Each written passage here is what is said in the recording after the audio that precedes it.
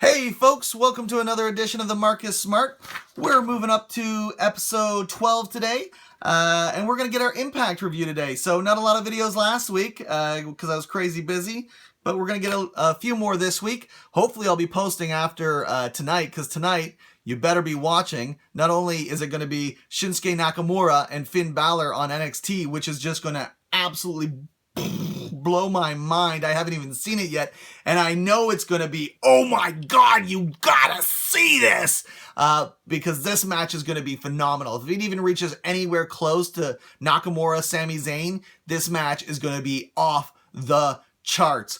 And not only do we have that, but afterwards NXT, we got CWC, the Cruiserweight Classic, first episode on the network, and I got a feeling these matches are going to blow my mind as well.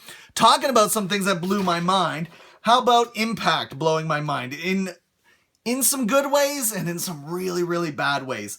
But here we go. Let's get down to Impact. First, we're going to start with things that didn't go so well. You know what? I don't have a big ups, big downs segment planned for this edition. So this EC3... I almost said ECW. Definitely not ECW. This EC3 versus Galloway storyline running all through Impact this week. It's going to get my big downs of this episode since I didn't have one planned. This was a big down for sure. I have so much trouble understanding what Impact is thinking. There has to be intention behind what you say. Right? Things have to, it's wrestling, so things don't have to make sense to the real world, but they have to make sense within the context of professional wrestling, and especially within the context of your own show, and especially within the context of 1 week to the next. And here's what's driving me crazy. I already had this on Big Downs for its absolutely ridiculous suspension last week of the two for having a slapfest in the back the week before. But now we get them this week back in action, but TNA won't sanction a match for them. They won't let them fight, which why they won't let them fight is never explained. That doesn't make any sense to me. We're clearly building towards a match. Why would they not just sanction a match? So we get these backstage promos basically explaining this, and that they're just going to have to come out for a street fight then. And that's what they do. They come out in street clothes for a street fight. But not like a refereed street fight, an unsanctioned, no referee street fight. What can we possibly accomplish with no referee, unless we're just going to beat each other till some person's dead? And why we are allowing an unsanctioned street fight to happen, but a slap fight in the back gets you a suspension. Ridiculous. TNA, you don't have to make sense to all of us. You just got to make sense to yourself. You know, when you say something, it's got to mean something. This whole section was ridiculous. They end up fighting to the back, and the fight's broken up by officials anyways. Shouldn't these guys be suspended even longer now? Maybe a month after this brawl? I don't know. That's not going to happen because TNA doesn't make any sense. It's terrible. Gah! And the worst part is, this is EC3 and Drew Galloway. These are two of their main event top guys. This is not the storyline to screw up, people. You got to get this stuff right. So I didn't like this. The way I've been saying, WWE recently has been building really well towards their pay-per-views and building their feuds well. This is a terrible build. This suspension stuff and then followed up by this unsanctioned street fight. Nonsense. And putting it on Destination X. Nonsense. Next. Okay, so that's it. That's it for what I didn't like about Impact, because you know what? This was a pretty good edition of Impact, but we do have a few walking the lines, a few storylines that are on the tightrope for me. The first one will be no surprise if you watch this show.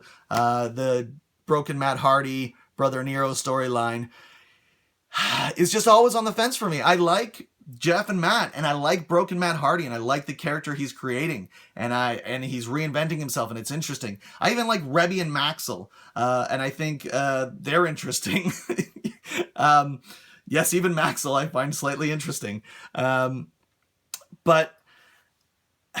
well, one, this took up a lot of time on Destination X and this whole Matt Hardy storyline today. Let me just talk about the storyline. So we open up Destination X. So this is what opens Destination X, right? Which is supposed to be focus all on the X division, or at least that style. And we're opening up to the day after Final Deletion, and we're getting a video package of Matt Hardy burying the last of Jeff Hardy, and he buries him like he doesn't bury them. He throws him in a lake. He takes a boat, the boat that helped hide him from the fireworks that he's now named, and he sails it out there and like throws Jeff's stuff in the water. And we keep getting these segments. So then we get Matt Hardy at his house, I think celebrating a birthday for Maxwell or something. I wasn't clear on what exactly it was, but they're down in his theater room with a bunch of friends over watching Final Deletion with Maxwell and his little kid friends. And it's awkward because it's violent and Matt Hardy's like laughing and the kids are like, oh, this is awkward. One thing I will say though, if you haven't seen it, it's definitely worth checking out just to see Matt Hardy's house. If that was actually filmed in Matt Hardy's house, which I believe it was, Matt Hardy has a freaking wicked house, including a Hardy Boys book collection that when you pull one of the books, a bookcase moves and you get to go into Maxwell's room and then slide down a fire pole into the theater room. That's really cool. That's really cool. And you know what? Again, since I didn't have my big ups, big down section, Rebby and Maxwell get a big ups for going down the fire pole together. Maxwell on the back, strapped in, and Rebby going down the fire pole. She did that quite elegantly. That was pretty impressive. So, what else we got? Then we get Matt Hardy at dinner with his family, and basically the only thing that comes out of that is that we have to wait for Impact for the final deletion for Jeff Hardy to be finally deleted. So we're gonna get the final deletion of Jeff Hardy, which this is going back to TNA having to have meaning behind what they're saying, intention behind the words. Like you can't just say things like if this is the final deletion, then Jeff Hardy should be deleted. So we get Matt Hardy coming out to ring eventually, and then he calls out Jeff Hardy. Jeff comes out, and basically his contract's expired with TNA, but Matt Hardy's not going to let him leave because if he leaves, he's just going to go to WWE or New Japan, and he doesn't want that. So he has to stay in TNA and just be obsolete, and that's it. He'll just be this. And at one point, like Rebby's like chanting at him, obsolete, obsolete, obsolete, and he's gonna be like obsolete, and he's gonna be like his little troll helper dude. I forget what word he used, but whatever. He's gonna be enslaving basically to Matt Hardy.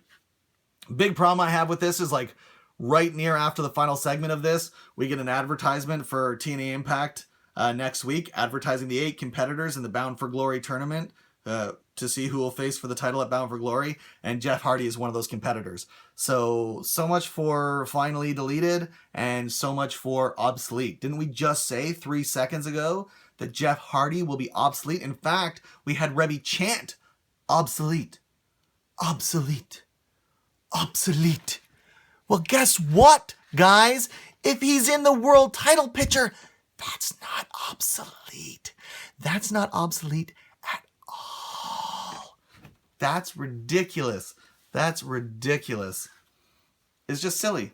It's just silly. I don't understand. You have to follow through on things. You can't just say things and then they mean nothing. Bah. All right. Moving on. Another walk in the line for me. Abyss versus Bram. Nothing wrong with the match. But I forgot to mention this last week. The reason Bromance won their match is a distraction on the Videotron or whatever of Abyss or Bram and Rosemary kissing. So there's this side storyline of, we've already seen her trying to recruit Bram into Decay or something like that. That I do like this because I never understood what these promos were talking about, and I've expressed this. And what I really enjoyed was the commentary team, who's commentary on this? Josh Matthews, saying, you know, there was a time when Rosemary was trying to recruit Bram into Decay, I think. Yeah, that's right, because even you don't know what that storyline was about. I think it's okay if I don't know what the hell's going on, because who am I? But dude, if your own commentators aren't even sure what your storylines are talking about, man, we got problems. So, anyways, Rosemary comes out, distracts Abyss, actually. Bram wins, and we get this moment with Rosemary and Bram, and she's touching his chest. And the only reason this is walking the line for me is just because I like Decay, and I think they have such a potential to be just total beasts and just dominate. There's not really anybody I think that can touch them. Well, we may find out there may be somebody soon, but right now, I don't think there's anybody that can touch these guys in the tag team division, and they should just be running over people. The reason I do like it, though, so that's why I don't really like it. Well, the reason why I do kind of like it is Rosemary. Rosemary sells it. Like when Rosemary's like looking at Bram, her like connection, her intensity, her chemistry with Crazy Steve and now with Bram is so great. She's just like selling it, right? I want to see more of Bram Rosemary, even though I don't. Even though I just want to see Decay stay strong and demolish people, like they're making it interesting for me. So that's why it's walking the line for me. And I'm going to, we got to just see where it goes, right? And now on to things that I loved about Impact this week. Things that just made me go, whoa! And this is really close. This is the closest, I will say, that Impact has ever come to getting me to say, oh my God, you've got to watch this. It's not like that. But it's like if you watch TNA, if you like Impact, if you like any of the guys I'm talking about on today's show, and you haven't watched it, you should probably watch this episode. And if you haven't given Impact a chance, this is maybe a good episode to give it a chance, because this is Destination X was really, really, really, really solid. Other than a few things I've talked about, right? So let's get on to things that I loved. We get an X Division #1 contender ladder match. Very, very similar to what we saw in the Ultimate X match last week, right? Similar competitors. We're just basically missing Miracle and Eddie Edwards. And they're predisposed. They've got other storylines going on, right? So we get the rest of the X Division comes out and has this ladder match. And it's just awesome. We get some crazy high spots. There's this nice point. I forget who was the guy up on the ladder. I think it was one of the Helms Dynasty. But he's up on two ladders and they split him, put him into the splits, and then give him a drop kick right to where you don't want to get a drop kick if you're midair doing the splits. That was a pretty solid move. It was much, much better than that Ultimate X match. It was definitely worth a watch. We get DJZ winning that match. And as he cuts a promo after that match, we get the Miracle coming out. He's going to destroy Destination X, and he's going to do it by beating up the winner, DJZ. Cool. Later that night, DJZ actually confronts Miracle in the back and calls him out for a second match. DJZ working double duty on Destination X. This to me is a great storyline, but it does highlight that maybe TNA doesn't have a lot of depth. they don't, because they're reusing DJZ here. But it works. It really works. DJZ comes out, have a good match with Miracle. Miracle actually tries to hightail it. The whole X Division comes out onto the ramp and blocks his way because the disgrace he's done to the X Division. Send him hightailing it back into the ring, where DJZ picks up the win on the Miracle by distraction. So this is for DJZ. What a night! This guy, he's been a mainstay in the X Division, but for me, he hasn't been doing much of anything other than appearing in like triple threat matches or four-way matches, or he just hasn't been doing much. So to win the ladder match tonight and then beat the Miracle even by distraction, this is solid. He's got to be pretty happy. After this, we get the Miracle saying he's going to burn down Destination X again, or the whole company. He's going to burn down the whole company again after he loses to DJZ, and he's not going to do it alone. And then we get him on the phone backstage telling someone he needs to get here now. He needs to get here now. We're going to do this. We're going to burn down this place or something. So, woo! What's to come? What's to come, huh? Woo! Suspense. Unless you've already seen Impact, then it's not suspense. After that, we get a knockout title match. So this actually includes Marty Bell and Jade, the two people in the street fight that wasn't so great for me last week. It also has Gail Kim and the champion Sienna in it, accompanied to the ring by Ali.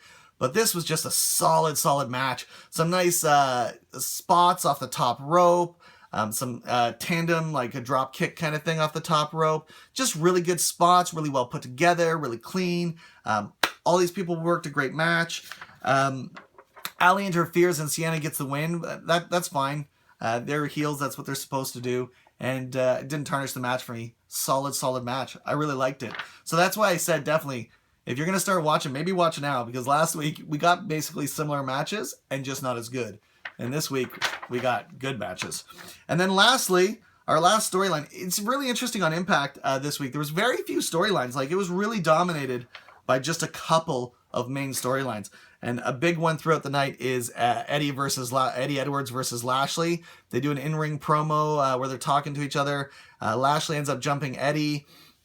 He's about to, he jumps out of the ring, grabs a chair, and he's about to take him out with a chair. And we get, what? What do we get? The return! The return of Davey Richards! The American Wolves are back!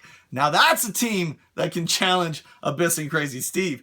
But who knows what they're going to do with these guys, because Eddie Edwards is already going strong singles. But Richards is back, makes a save. The one thing I will say about Richards' return, I really felt like this should have been like, pop. And I don't know if it's just the way it translated, but I didn't feel the Impact Zone pop. When I saw Eddie come out for that save, I was like, oh yeah. And I just didn't feel like the audience was there with me. I'm like, what's up, Impact Zone? That's Davey Richards, man. Pop for that man. Jeez. So yeah. So that's awesome. Richards does the save, sends Lashley packing. We get some more like backstage interview kind of stuff from Lashley and stuff. That's fine. We get, and Eddie and Richards catching up backstage. All good stuff. Then we get the match, Lashley versus Eddie. Just a freaking solid match, man. These two guys had a great match. At one point, Eddie Edwards hits a triple tope suicida, which we haven't covered on Morrow Say What, but maybe an impromptu Morrow Say What, because that's Mauro Ranallo. If anybody doesn't know, tope suicida, suicide dive. That's it. I think it's just Spanish. It's I think it's from its original lucha name is the tope suicida. And if you watch SmackDown, you'll know Mauro Ranallo. That's the only thing he'll ever call a suicide dive. But yeah, triple tope suicida. 1, 2, 3 in a row. Woo! That got my blood going, man. That was solid. We end up getting a ref bump. Ref gets knocked out. Lashley tries to use the belt. Richard steps in. They do a little double team with Eddie Edwards. Looks like Eddie's going to get the pin. And then Miracle interrupts the pin. So Miracle jumps in, and this is, I guess, him ruining Destination X. And yeah, I guess it kind of did, because we don't get to see the end to this match. And I definitely went on record last week and said, if this doesn't end and it's just some schmoz finish, I will be so mad. But wait, let's have patience. So Miracle interrupts the pin, which to me didn't ruin Destination X, because Destination X was already pretty solid. Before that, we had some great matches. This match in particular was really good. And the schmoz ending actually isn't going to ruin it for me, and you're going to find out why. So Richard steps in, Miracle interrupts the pin, and he calls out the man on the phone, the mystery man, and it's actually Moose, you know. We knew he was going to sign. It was kind of anticlimactic for me. I was like, oh my God, who's this going to be? And I was like, oh, Moose, that's how they're debuting Moose. Oh. And then Moose just kind of runs over everyone, including Lashley, which, you know, okay. Well, he does get some help from the Miracle, who takes Lashley from behind. But, you know, when Moose comes in that strong, not that he shouldn't come in strong, but when he takes out 3 guys, including Lashley, he came in really strong.